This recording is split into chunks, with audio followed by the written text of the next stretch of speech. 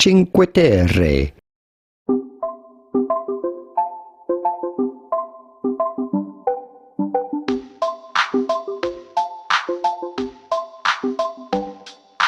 Down on Bowery, they lose their ball eyes and their lip mouths in the night. And stumbling through the street, they say, "Sir, do you got a light?" And if you do, then you're my friend. And if you don't, then you're my foe. And if you are a deity of any sort, then please don't go.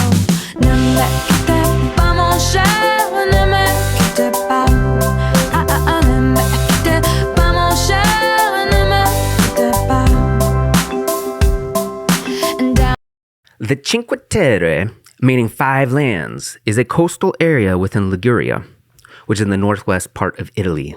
It lies in the La Spezia province and comprises 5 villages: Monterosso al Mare, Vernazza, Cornelia, Manarola, and Riomaggiore. Cinque Terre is a popular tourist destination and has only grown more popular over the years. Paths, trains, and boats connect the villages, as cars can only reach them with great difficulty via narrow and precarious mountain roads. As travel between these 5 villages is limited, you either have to take the train or walk through the paths. There is a very popular path known as the Sentiero Azzurro, which connects the 5 villages. The paths vary in difficulty and length, with the shortest one just about a half a mile and the longest one about 2.5 miles. As I had been here before, 2 different times, I knew about it and I loved it and I wanted to go see it again. So I got up early in Finale Ligure and I rode the train all along the coastline through Genova and down into Monterosso al Mare. This train ride took a couple hours and cost about 17 euros. And as I was riding along, I started thinking to myself about how I had gone days without talking to someone. When you travel by yourself, as I do like to do, it's a lot of fun because you do exactly what you want to do whenever you want to do it. But it also does get a little lonely sometimes. And when you're in a foreign country and you don't speak any of the languages, you're in silence a lot of the time. And as I was riding on the train, I thought about that, how I hadn't talked to anyone with my mouth for 3, 4, 5 days, with the exception of ordering food in a restaurant. So that gets a little weird. As I pass along this coastline, you could just stare out the window forever. And it is some of the most beautiful, amazing, breathtaking views you've ever seen. And I realized as I was going there that there are some better places to go to. And ones that I recognized as cool destinations that maybe people haven't heard of are Recco, Bogliasco, and Zoagli, as well as Portofino. When the train stopped in Monterosso al Mare, it was as I remembered it and also quite different. I'd never been there in the summer, and it was at the end of August. It was extremely hot, and there were people everywhere. This beach area you can see here was full of tourists, and you had to pay to use the beach. It was 10 or 15 euros. So I kept walking and decided I was going to find a spot where I didn't have to pay to sit on sand. I found this spot over here right in front of Monterosso al Mare and got in the water for a little while. And as I knew I only had 4 or 5 hours, I knew one of the things I wanted to do was walk the path again. To do the entire stretch between the 5, it takes around 5 or 6 hours. And at 91 degrees that day, that wasn't going to happen. So I thought I would just do the first stretch from Monterosso al Mare to Vernazza. This pathway is rated as moderate to difficult, and there were consistently people in front of me and behind me. And as you can see here, you have to climb up dirt and stone paths. Then you can go downhill. It's pretty rugged. And while they've gone through great lengths to make it safe, it's pretty crazy how fucking dangerous it is too, because if you slip, you could go off the side of a cliff. It took me about 90 minutes to complete this 2.4 miles. And when I arrived in Vernazza, I decided I was going to get back in the water because I was pretty dry at that point. So I got out of the water and started walking around the middle of the village of Vernazza, and there were people everywhere. People in line to get water from the water fountain, people eating lunch. It was kind of chaotic and hot and overwhelming, and I just thought I would try to see all 5. I mean, I'd already seen 2 at that point. I thought maybe I'd go see the other 3. And so I jumped on the train and rode down to Manarola.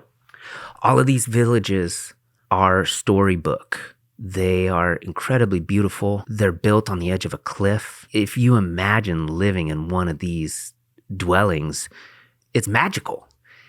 And I get why so many people want to go there and view it, but all I could think about while I was there is how shitty it would be for the locals. It was so packed. It was like being at a baseball game or a concert. There's just fucking people everywhere. In Manarola, I stopped to get some lunch. I got a $6 calzone at a deli. The sun was so oppressive. As you walk through the village, every single spot that's in the shade has a human in it. People were hiding behind doorways and overhangs and sitting underneath boats just so they could get out of the sun. I didn't anticipate paying for a hotel that night. I haven't really gotten to it yet, but the plan was to just spend the night in the Genova Airport because my flight was so early in the morning and I was trying to save a little bit of money. I figured I would sleep there as I've done before, and that meant that I might be kind of stinky. I got back on the train and rode to Monterosso al Mare, and I went into the restroom, which is at the train station, which you have to pay €1 to use. And I went in there and I changed my clothes.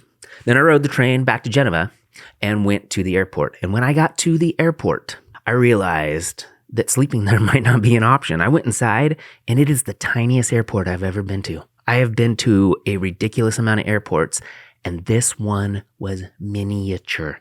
Is a little baby airport. Inside the main lobby, it's just a bunch of kiosks with rental car places, and it was really weird. And there was one deli. I sat down and I started thinking, where am I going to sleep without looking weird? Usually in an airport, there's people sleeping everywhere and it's not that big a deal, but this place was so tiny, I was going to stick out. Then something somehow caught my eye. I was looking at what flights were coming in and out, and the last flight left, I think at 10 p.m. and the first one was mine the next morning, which was 5 or 6 a.m. And then I saw something somewhere that said they were closed from midnight to 4 a.m. And that ruined the whole plan. An airport closing for 4 hours in the middle of the night. So I realized I had to find a place to stay. I got on my laptop. I looked up this Marriott or something that was right near me, and it was like $130 a night. I was not wanting to do that, but I booked it. And as soon as I clicked accept, I realized I had booked it for the wrong night. And the website I booked it through, if you canceled, no refunds. So I had to rebook it again. I paid $260 to stay in a hotel that night after anticipating sleeping for free in the airport. Things just got a little bit worse once I got to the hotel. I had a shuttle pick me up. They took me over there. It was probably 7 or 8 o'clock at this point. There's nothing around this hotel in terms of food. And I went outside and I was going to walk 15 or 20 minutes to find something. And for whatever reason, the maps on my phone wouldn't work and it kept sending me the wrong direction. And so I was like, something weird's going on. And I just went back to the hotel. Then when I got inside, my key wouldn't work anymore. So I started getting really weird vibes about the whole day. And I was like, fuck this. I'm just going to go to sleep. So I didn't eat dinner that night.